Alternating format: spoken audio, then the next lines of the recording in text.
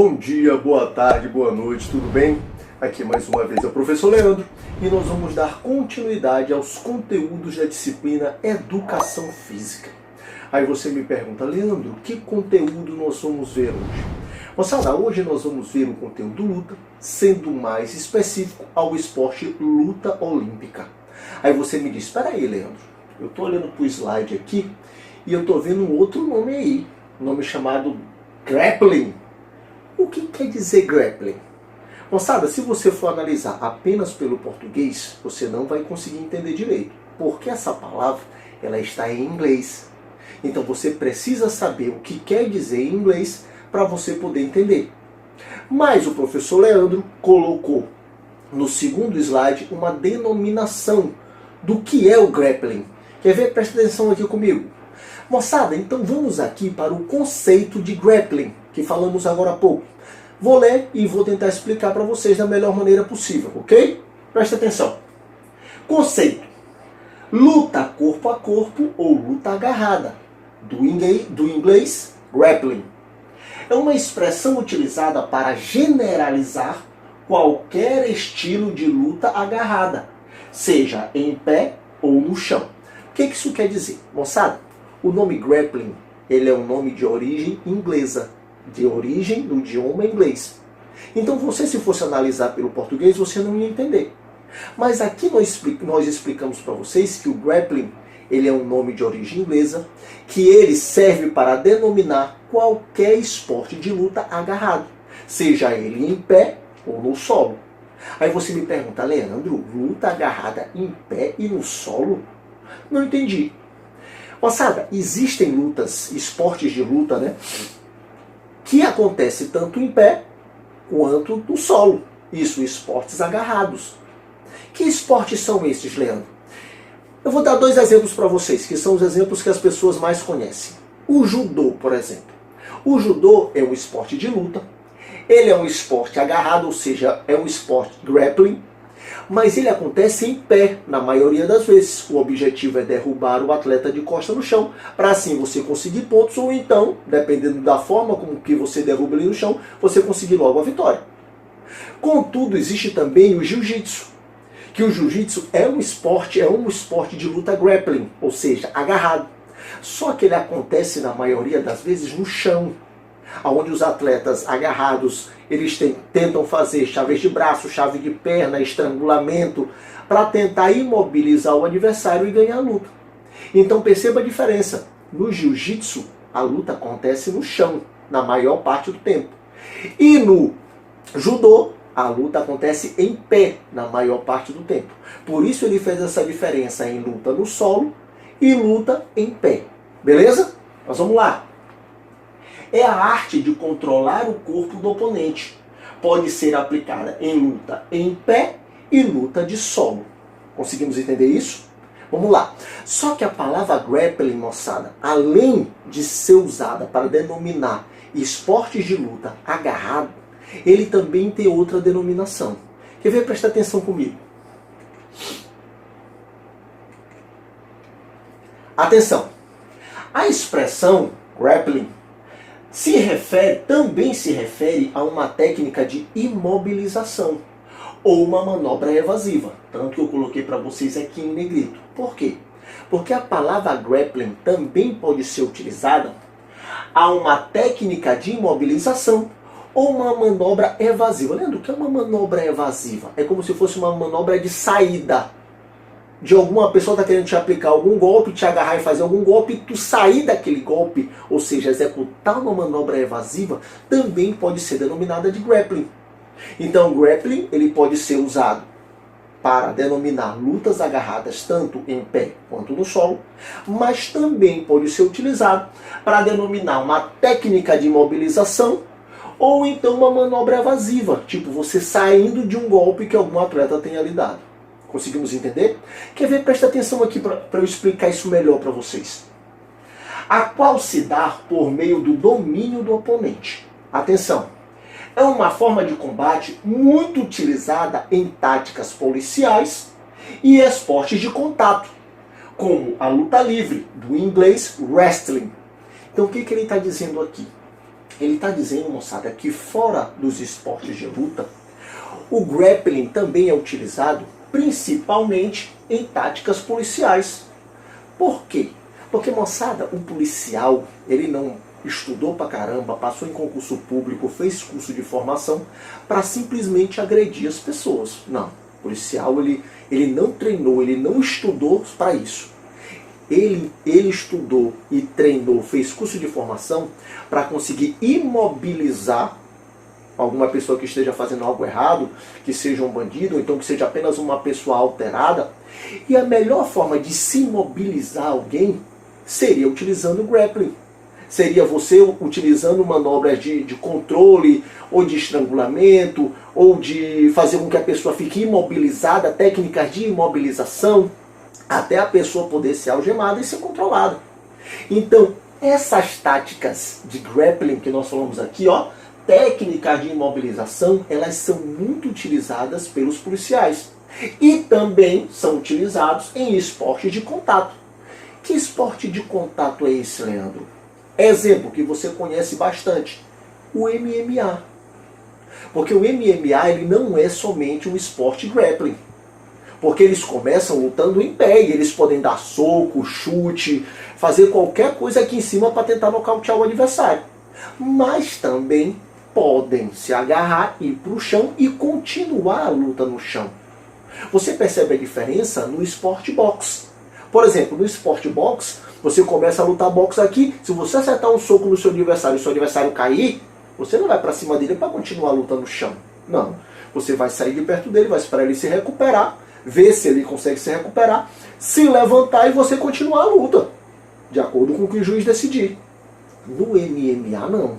No MMA eles começam parecido boxe aqui, com soco, né? Só que a diferença, eles conseguem utilizar chute também, eles podem utilizar chute também. E se o atleta cair no chão, eles podem continuar a luta no chão. Então esse tipo de esporte de contato também utiliza muito as técnicas de grappling, que são de lutas agarradas. Conseguimos entender isso? Vamos lá. Moçada, eu coloquei para vocês aqui tipos de grappling, porque existem vários tipos de lutas agarradas. Perceba o que eu coloquei aqui para vocês. Dentre estas, algumas focam em luta de solo e finalizações.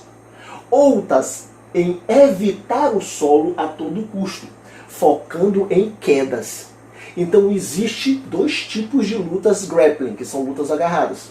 São as lutas que buscam no solo as finalizações e as outras que tentam levar a pessoa para o solo, derrubar a pessoa do solo a qualquer custo.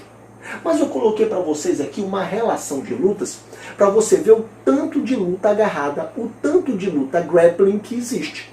Presta atenção. Judô, jiu-jitsu, wrestling, sambo, sumo e outros. Então possui vários estilos de luta grappling. Alguns acontecem em pé, algumas acontecem no solo, mas todas são lutas agarradas, todas são lutas grappling. Conseguimos entender? Moçada, nós podemos trabalhar todas essas lutas aqui. Basta você querer. Agora, como é que eu vou saber se você quer? Você vai colocar aqui na descrição do nosso vídeo qual é a luta grappling que você acha mais bacana. Não só essas que eu coloquei aqui, mas uma outra que você já tenha visto na televisão.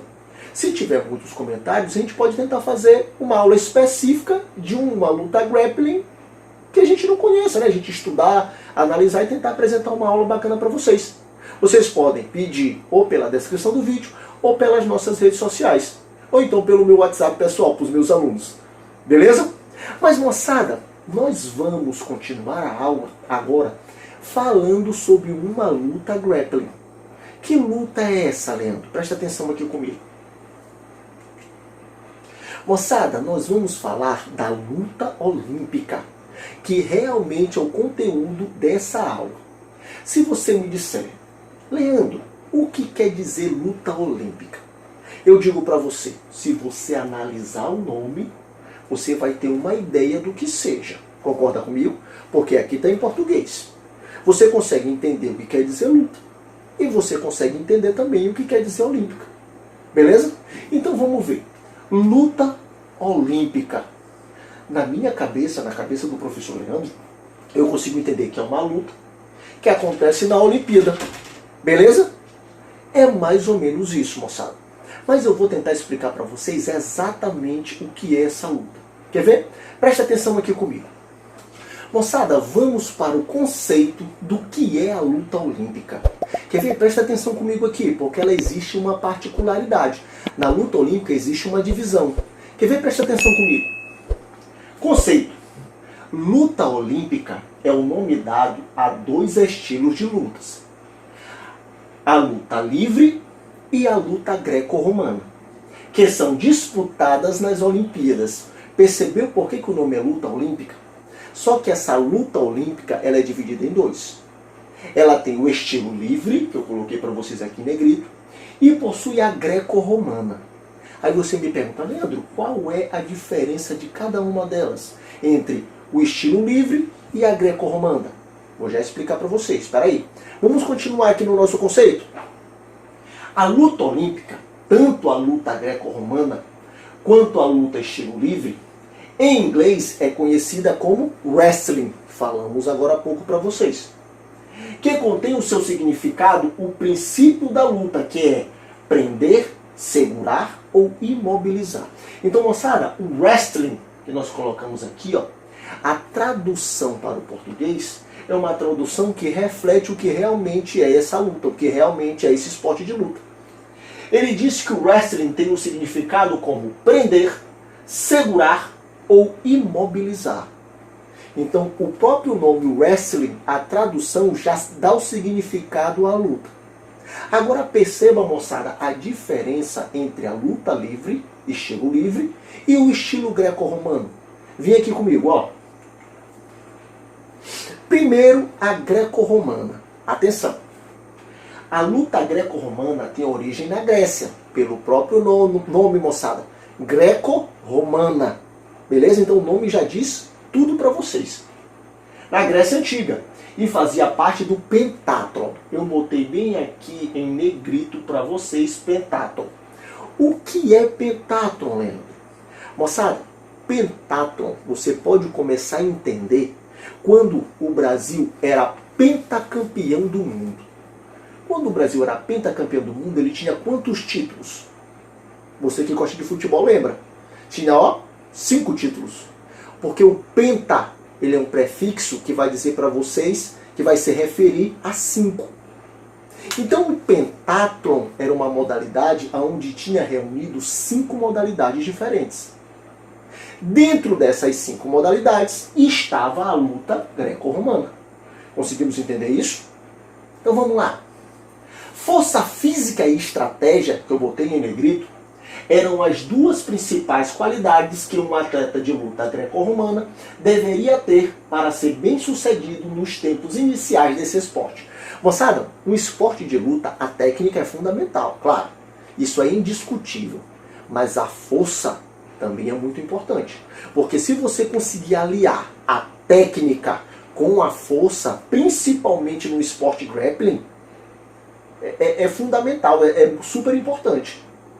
Porque você ter a técnica é importante, mas a técnica aliada à força, aliada à explosão muscular, é muito importante também. Beleza? Vamos lá. O praticante de uma luta greco-romana é chamado de grecista. Então qualquer atleta que lute a luta greco-romana, ele vai ser chamado de grecista. Conseguimos entender? Agora vamos ver as características do estilo livre. Presta atenção. Livre. Olha o que eu escrevi para vocês. Luta estilo livre é bem mais recente. Surgiu na segunda metade do século XIX, em terras britânicas. Foram os imigrantes dessa região que levaram a luta estilo livre para os Estados Unidos no final do século XIX. Moçada, então a luta livre, estilo livre, ele é mais recente do que a greco-romana. A greco-romana surgiu na Grécia e o estilo livre surgiu em terras britânicas, lá pela metade do século XIX. No fim do século XIX é que essa luta foi chegar nos Estados Unidos. Mas existem também diferenças, não só no histórico, entre esses dois estilos de luta. Perceba comigo no próximo slide. Atenção. A luta feminina. Aqui vai te mostrar uma diferença crucial. Para as mulheres, não existe disputa greco-romana. Ou seja, as mulheres elas não lutam no estilo greco-romana. Elas só lutam no estilo livre. Mas presta atenção aqui a diferença. No estilo livre, são permitidos todos os golpes que tem na greco-romana. Tranquilo. Não há diferença nas regras nem na pontuação. Apenas o rolê não pode ser realizado com a cinturada sobre os seios. Aí tu me diz, Leandro, agora temos um problema. Primeiro, eu não sei o que é rolê, eu não sei o que é cinturada, eu só sei o que é seio feminino. Mas rolê, cinturada, fiquei perdido nisso aí. Calma. Moçada, eu botei para vocês bem aqui, ó, embaixo, um gif aonde tem um atleta executando esse golpe, essa manobra chamada de rolê. O que é isso? O atleta pega o outro pela cintura, com as mãos, aqui ó, fazendo uma pegada, fechando e não deixando ele sair. E ele levanta esse atleta do chão e gira ele, jogando ele de costa no chão. Isso nós chamamos de rolê. E a forma com que ele pega na cintura do atleta, nós chamamos de cinturado. Na luta feminina, no estilo livre, você não pode fazer essa cinturada na altura dos seios. Por que isso? Porque, moçada, você colocar muita força no seio da mulher vai doer, pode machucar. E o objetivo dos esportes de combate, mesmo no grappling, não é machucar a pessoa desnecessariamente. É você executar um movimento técnico e tentar vencer o seu adversário seguindo todas as regras. Então, você fazer essa cinturada no seio e apertar, você pode machucar a mulher. Então, a cinturada, essa pegada que acontece aqui, ó, na luta livre feminina, só pode ser feito na linha da cintura e não pode ser feito na altura dos seios. Mas o movimento em si de levantar o atleta e rodar como esse atleta masculino está fazendo é o mesmo. Conseguimos entender? Agora, no esporte masculino, onde o homem tem apenas o peitoral, a musculatura peitoral e não tem seios, o atleta pode pegar onde for, se encaixar aqui no peito, ele pode fechar e fazer um movimento tranquilo. Apenas no feminino que existe essa diferença.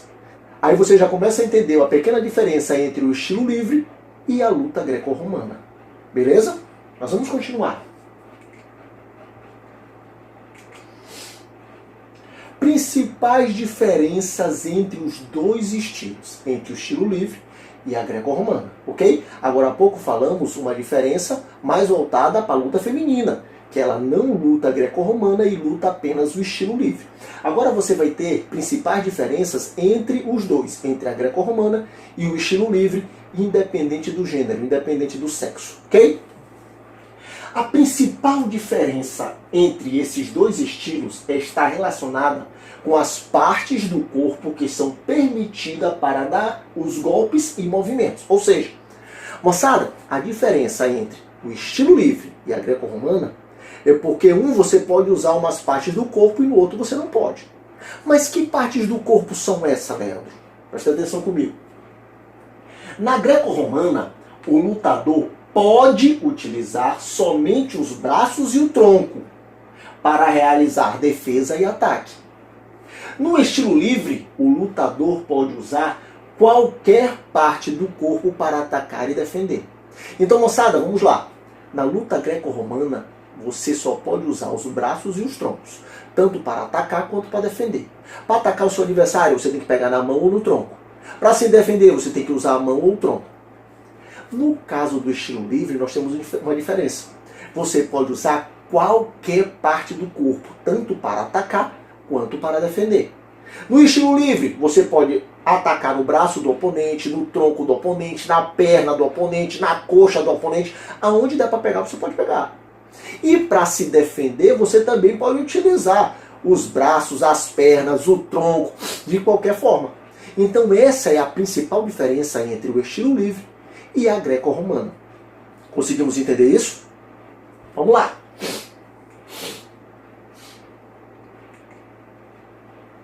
Moçada, vamos explicar para vocês aonde acontece a luta greco-romana. Porque como eu digo para os meus alunos, além de você conhecer o esporte, você tem que conhecer aonde ele é praticado. Se você jogar futsal, você sabe onde é que é uma quadra de futsal, para você poder executar o esporte que você gosta. No caso de qualquer esporte, é assim. Se você gosta, você tem que saber aonde ele é praticado. Se você quer praticá-lo, você tem que saber como é o local de execução desse esporte, de prática desse esporte. Então perceba aqui comigo, atenção. A arena. A luta deve ocorrer apenas na área do círculo azul escuro do tapete. O anel laranja é considerado uma área de passividade, em que não pode ocorrer luta. Quando os lutadores vão para a área laranja, o árbitro interrompe a luta, recomeçando-a a seguir no centro do círculo azul. Leandro, tu falou e eu não entendi nada. Calma, vem aqui comigo, presta atenção. Moçada, primeiro, a arena onde acontece a luta olímpica é um quadrado de 12 metros por 12 metros. Beleza? Entendemos isso? Dentro desse quadrado possui um círculo. Primeiro, um círculo azul escuro, que eu estou mostrando para vocês, ó, que ele tem um diâmetro de 7 metros. Aí você me pergunta, Leandro, o que é diâmetro? Moçada, aqui começa a nossa interdisciplinaridade. Claro, relacionado à nossa disciplina de matemática. Moçada, o diâmetro é a distância de um ponto ao outro do círculo passando pelo seu centro. Então, se você tem uma linha que sai de um ponto de um círculo, passa pelo centro e chega até o outro ponto, uma linha reta, você tem um diâmetro. E o diâmetro, como nós mostramos aqui na figura, ó, dessa área azul escura, que é a área de luta na luta olímpica, ela possui 7 metros de comprimento. Conseguimos entender isso? Mas ele vai mais além. Ele diz o seguinte, ó, o anel laranja é considerado uma área de passividade. Moçada, o que é uma área de passividade? É uma área onde não pode acontecer luta. É que se a luta for para lá, a luta tem que ser interrompida. E que anel laranja é esse, Leandro? Moçada, o anel laranja é esse bem aqui, ó, que nós colocamos ao redor do círculo azul escuro, que possui 1,5 metros de largura.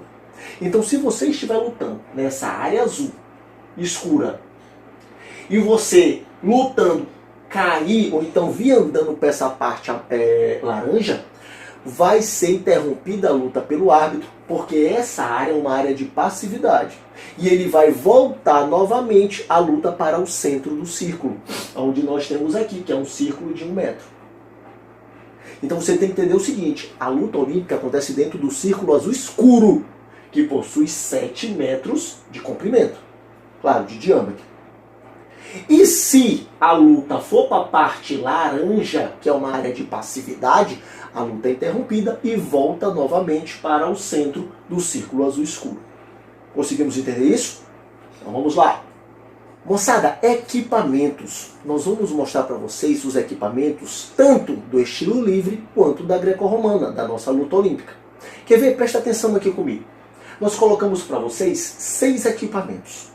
Colocamos equipamento para a cabeça, sunga, proteção para os joelhos, meias, protetor de boca e sapato de luta. Aí você diz, espera aí, Léo, eu nunca vi um esporte onde as pessoas lutam de sunga. Sunga? Sunga para mim, Leandro, é aquele negócio que eu boto para ir à praia. Principalmente aqui no Nordeste a gente chama de sunga. Eu nunca vi ninguém lutando, principalmente na Olimpíada, lutando só de sunga. Tem alguma coisa errada aí. Calma. É porque, moçada, o nome que nós damos para esse equipamento é sunga. Mas ele necessariamente não é a sunga que nós conhecemos no Nordeste, que nós temos aqui, que a gente tem no nosso guarda-roupa para ir à praia. Mas nós vamos explicar para vocês, beleza? Só que isso vai acontecer na nossa próxima aula. Aqui a gente encerra essa primeira aula sobre luta olímpica. Eu espero que vocês tenham entendido. Nós falamos para vocês sobre o histórico e primeiro explicamos o que é o grappling, né? Que é um termo em inglês que se refere a lutas agarradas. Depois falamos para vocês sobre a luta olímpica e dividimos essa luta olímpica em dois tipos, o estilo livre e a greco-romana. Explicamos a diferença entre greco-romana e estilo livre, onde na greco-romana você só pode usar os braços e o tronco para atacar e defender, enquanto o estilo livre você pode usar qualquer parte do corpo para atacar e defender. E explicamos para vocês também que a mulher ela não luta a greco-romana, ela só luta o estilo livre. E que os lutadores de greco-romana são chamados de grecista. Moçada, eu espero que vocês tenham entendido. Se vocês tiverem qualquer dúvida, vocês podem entrar em contato com a gente pelas nossas redes sociais, Facebook ou Instagram, pela descrição do nosso vídeo ou então pelo nosso WhatsApp. E lembre-se, se você puder, fique em casa. Se você não puder, se proteja e proteja a sua família, que logo, logo tudo isso vai passar. Um grande abraço a todos e até a próxima.